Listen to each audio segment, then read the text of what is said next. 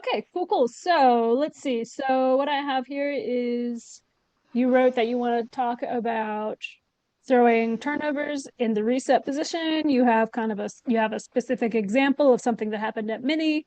So shall we start with that, or did something else come up in the meantime?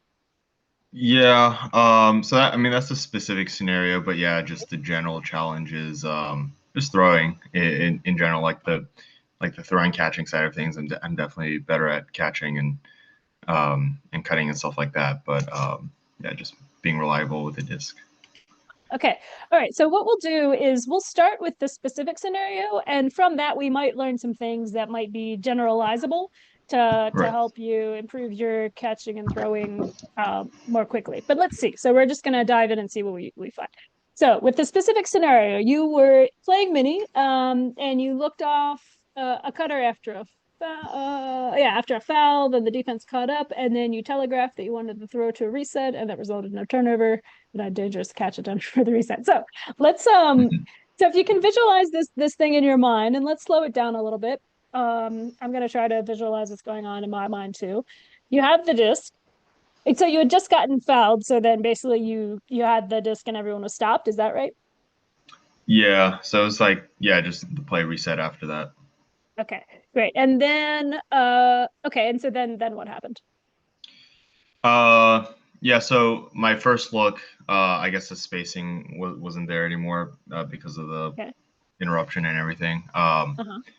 So after like a couple of seconds, because the mini the stall count's like what, like six or something. So Uh-huh. I was like, okay, I just need to dump it.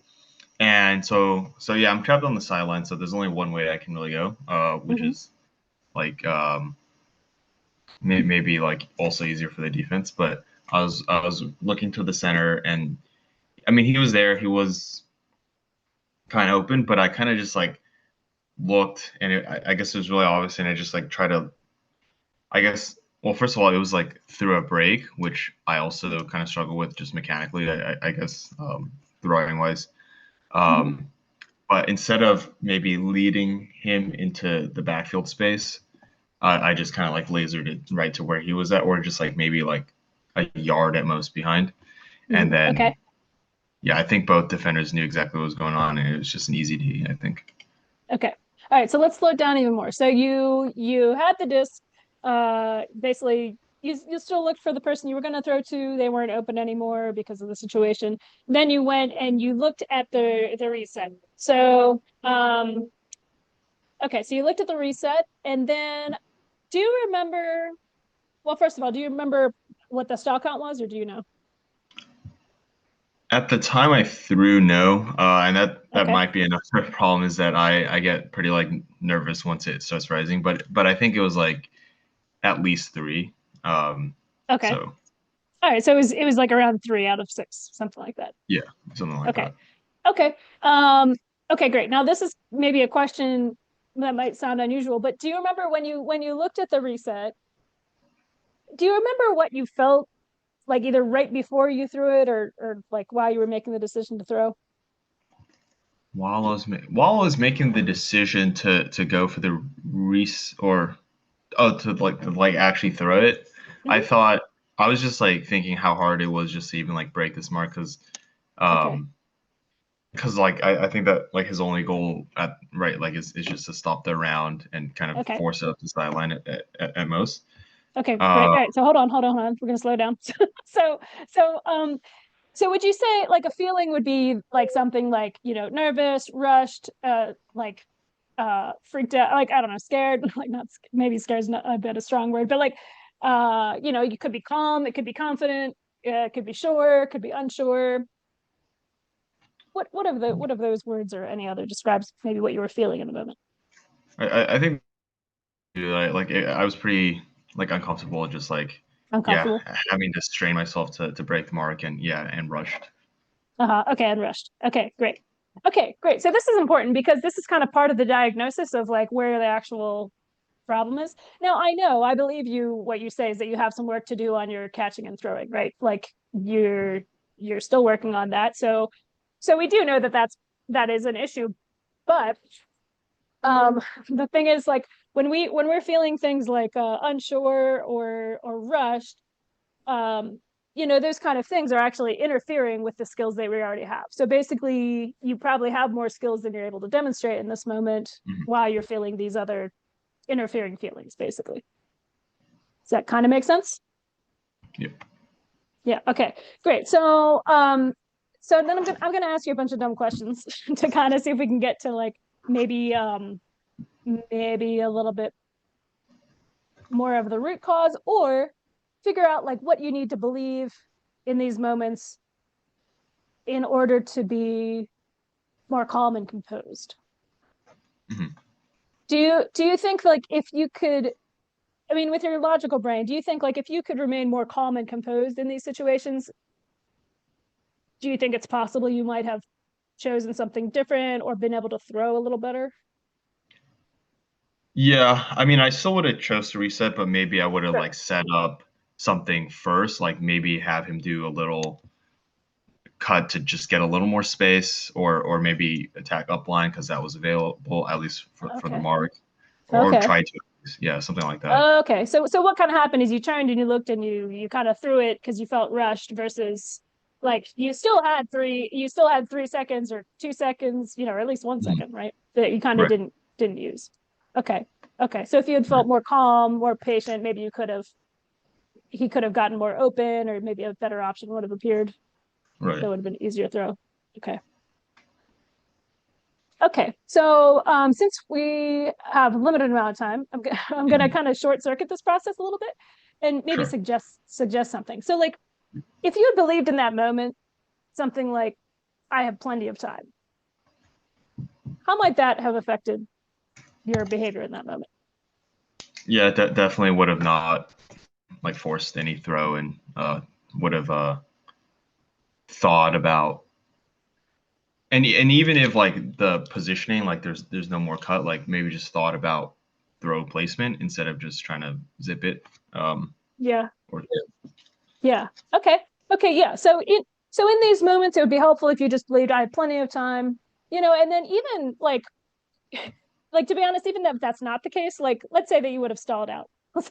Someone had got us to 6, you wouldn't have ever thrown it.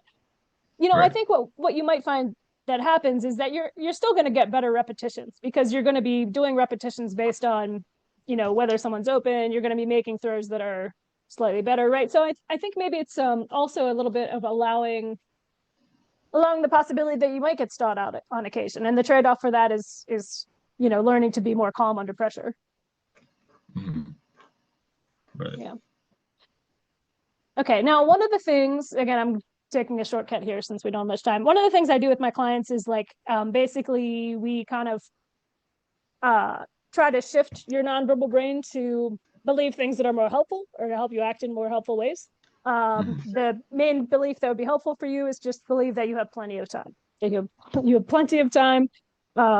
That's going to get you better reps. So, and then the way we do that is we kind of like create sentences that feel true and helpful to us, and then we just like write them down every morning. And this is what we call thought work.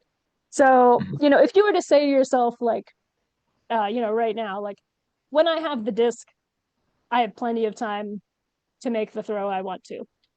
Does that feel like something that's true to you, or not so much? Maybe it doesn't feel true yet because of, you know, your skills. So it's a question. Mhm. Uh, I, I think it depends on the situation. Like if I recognize there's no mark, or the mark is taking some time to get there, and then um, yeah, I guess if it's not mini, like if there's more cutters Okay. as well, Gotcha. Gotcha. Okay, great. yeah. So hold up. So right now it doesn't feel true in all circumstances, and that's fine. Mhm. Um, so I think, yeah, so maybe we can make it more specific or just kind of back up like the ideal thing. Like when you get to be an experienced thrower that has all the throws, that is going to be Right. how you act. You're going to act like I all the time in the world. I can make any throw I want at any point. The stall count's no big deal. Like that's like the headspace you're going to be in later in your career. We're just trying to get Right. you there, your headspace there a little earlier. So maybe it's more like even with a mark, I usually have enough time to throw the throw I want. Does Mhm. that does that feel more true? Yeah, I mean, it's definitely not always true, right? So, Sure. sorry. Oh, it was asked in the negative form. Yeah, it's definitely true sometimes where, yeah, I just feel like there's not enough time, and I rush it. But depending on how open the receivers are, that also might affect Okay, it. okay. Because Well, like, hold on. Then let's try something else, right? So again, what we're doing is we're gonna back up and to find out sort of like where you are now. So what if you okay, say to yourself, even with the mark, I can sometimes get off the throw that I want to. Does that feel true? yeah, I think that's true. Okay. And does that feel like, you know, good, bad, helpful, terrible, anything else? Yeah, I mean, yeah, I guess that feels good that like I can, um, yeah, do it sometimes and Okay. always get, yeah. Great. Okay, so what I'd recommend is this sentence that we just came up with. Even with a mark, I can sometimes get off the throw that I want to. That's going to be like your what we call your thought work statement. And what I want you to do is I just want you to write that down by hand every day. Okay, And I'm just going to give you time to write that down.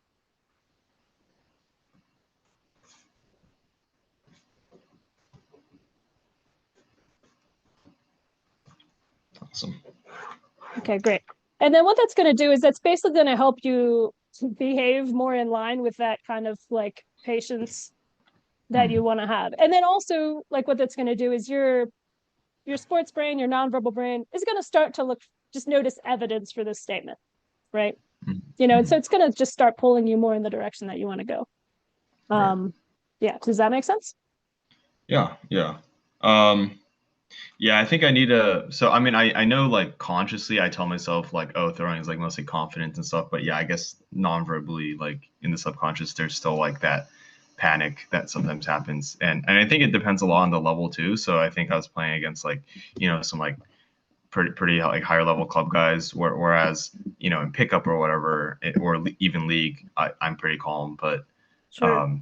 yeah, as soon as the level increases, I also like get a little intimidated. So, Totally, totally. And then all we want is like, I mean, that's natural, right? And you're gonna right, like if you're playing against more experienced players, you're gonna fuck up more often, they're gonna do you more often, right? But right, all you want in those situations is can you at least deliver the skills that you have versus, you know, taking right, away the skills that you already have. Because you can throw it sometimes, right? So you just want to right. increase your odds of actually being able to perform where you're at and then get the best learning reps that you possibly can for those situations because you're lucky to be able to have repetitions with players that are significantly more advanced. That's a good thing.